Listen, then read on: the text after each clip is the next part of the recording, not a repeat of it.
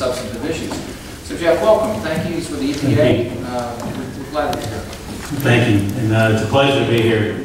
Honestly, I appreciate the invitation because I can't guarantee a lot in this process, but I can guarantee open and frequent communication, and I can commit to you that we'll have that. And I can also promise you that if I knew it was going to take 4.5 hours to get it from Richmond, I wouldn't be drinking quite as big of a bottle of water. I apologize. It took me 5 minutes once I got inside the door here. And it's funny, we had a similar forum to this back in December on the Eastern Shore that your partner, Congressman Whitman, sponsored over on the shore, and it was big crowd, standing room only, lots of concerns, lots of questions, but at the end of the day, I think we ended up in a much better place than we did going in. We didn't answer everybody's questions. I don't want to think that everybody's going to walk out here with every answer that they could possibly want, but we did have a good discussion over there on the shore, and I hope that we have good positive results from this one tonight. I live in Richmond. I've been here 16 years. I've raised my kids here. I've worked with the Elizabeth River Project. I've worked with Lynn Haven now. I've seen what can happen when local passion turns into local action, and actually action turns into practices on the ground. So I know we can do this, and I say I know we can do this because I've been working on Chesapeake Bay issues and James River issues for 15 years now. And we've written a lot of plans. Heck, I've helped write and author some of those plans. We just haven't done a real good job of fully implementing all of those plans. And it's not from lack of effort, it's just that this is really going to be a challenge to get this done. The one thing that gives me hope, though, and I mean this in all sincerity, is over the last couple of years, Dr. Hirschman? Yes, you're in the tunnel. I just got here myself. Where was I?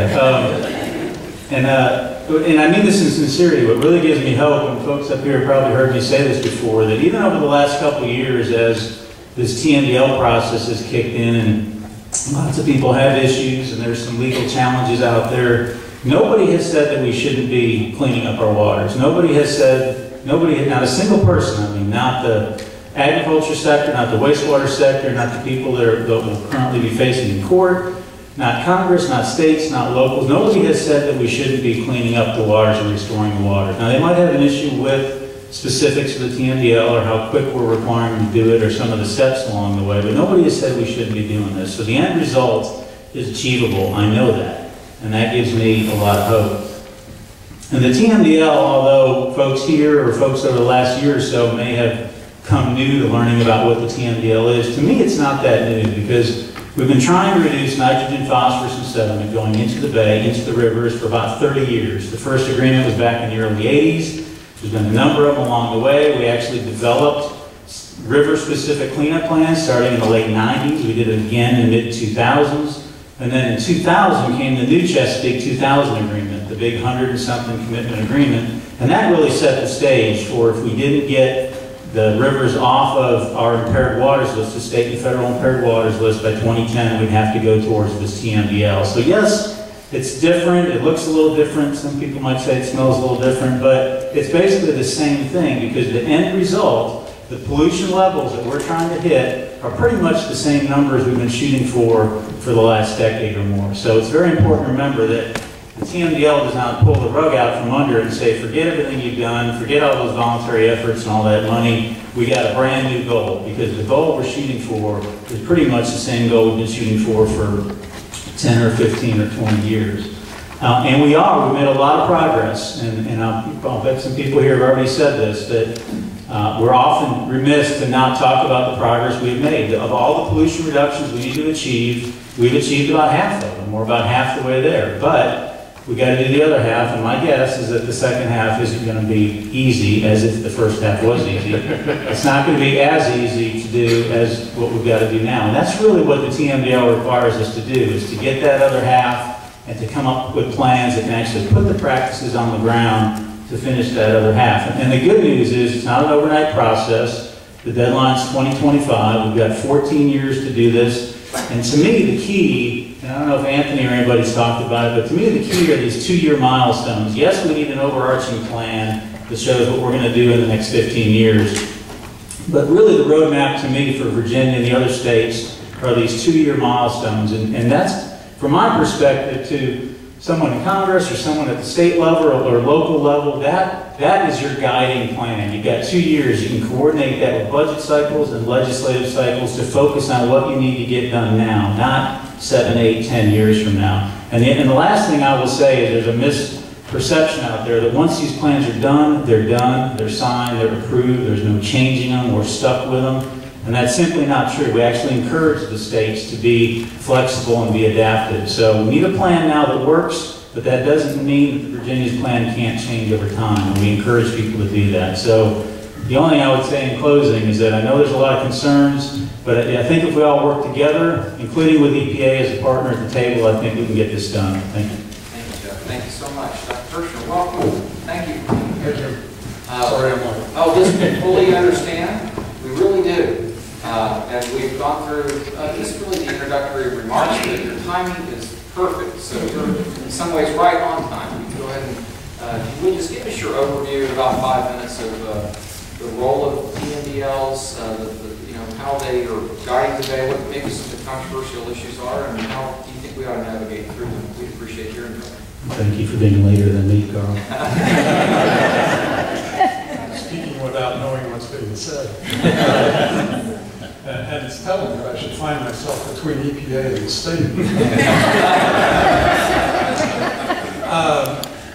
I'll be very brief because I know there are a bunch of questions to be answered here, which is the point of this.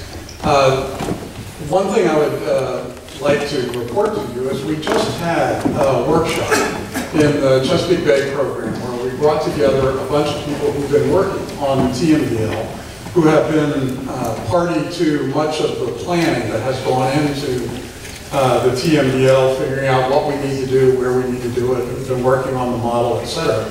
And the question that was asked of us is, have we learned any lessons at this point? Are there any conclusions that we can already draw from the effort to try and improve water quality? And there were a couple of things that I thought were interesting observations by that group, and it included agency folks, it included federal folks, state folks, and a bunch of scientists. And the one thing that emerged was some of what we thought might work has now been demonstrated to work. That careful observation of the monitoring data and the efforts that have already occurred to put things on the ground can find real evidence of improvements in the ecosystem. And so we are growingly, increasingly confident that the things we are trying to do are the things we need to do. We have also, on the other hand, learned through observation what we always suspected, which is this system will take a long time to respond to the kinds of things that we're doing.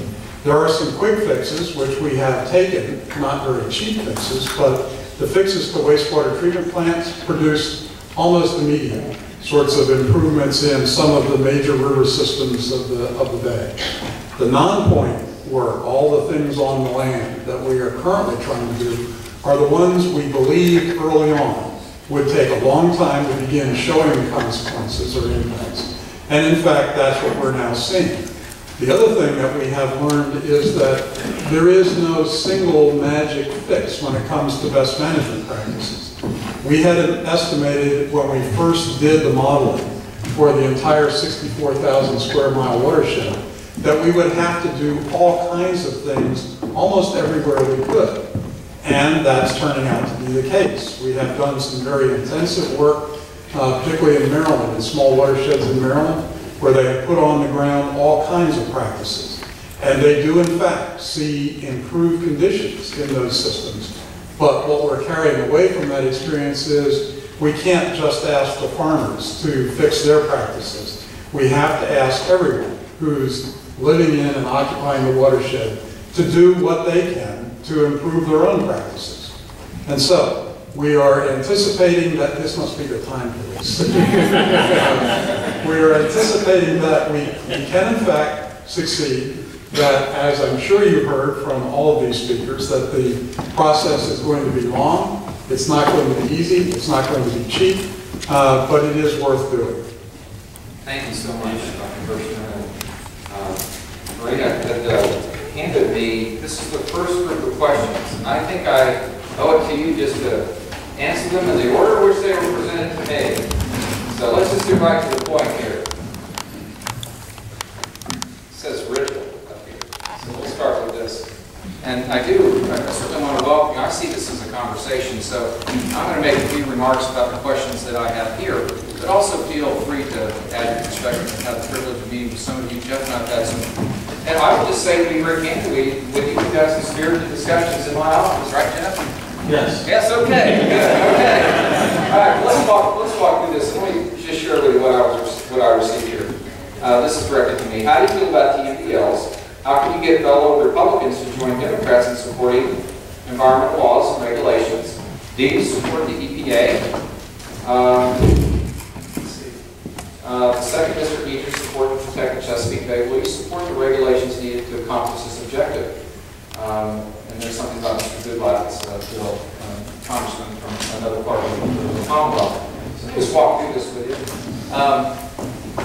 Whenever I'm faced with difficult decisions, which is fairly often now, I go back to the guiding principles. I think, what are the principles that would guide me through this decision? And what are those things that we know for sure? We know for sure that we have a moral obligation to leave our children with clean air and clean water and clean soil. I know I shared that with you earlier, but it's worth repeating because I believe it. As I go out as a recreational fisherman, occasionally, you don't want to go to the third island with some friends, 11 o'clock at night, and pull out a striper with no Cajun on it. So this is something that I think I think Jeff, you said it well, that you've not heard anyone that says, no, we shouldn't move in this direction. Sometimes it's a question of cadence or pace or methodology. Another certainty that I have, a principle that guides my decisions is this. We cannot have this discussion tonight without understanding the context, the full context of the risk that is facing our republic. We are on a trajectory from a fiscal standpoint that, in my view, threatens the foundation of our country in a fundamental way. Revenues must increase. Expenses must decrease. It, too, is immoral to leave our children to consume, for our generation to consume and put it on our credit card, borrow this money. 40% of every dollar we spend is being borrowed. This, too, is immoral to leave that to my grandchildren and yours. We're better than that. So that's part of the, that's another guiding principle. I also know, too, that people around the Commonwealth, and certainly in the 2nd District, friends of ours, are hurting. They're without jobs. They have a job, they're fearful of keeping their job. Entrepreneurs that have a lack of capital say, well, Scott, you're all on a rabbit trail. No, these things are all interrelated. So when I hear, I see a compelling case for higher, stricter standards on TMDLs, and you read that report, you go, wow, that's a great case for actually have TMDLs and enforcement. Then you start getting calls from local elected officials, city council members, just hard-working folks saying, Scott, this bill that you're considering right here, the estimated cost in Chesapeake is $1,400 per household. Now maybe the folks here, $110 to $20 a month. Maybe that ain't a whole lot. Maybe it is. Maybe it's the difference. Maybe it's the tipping point. Maybe it's the tipping point of your own family.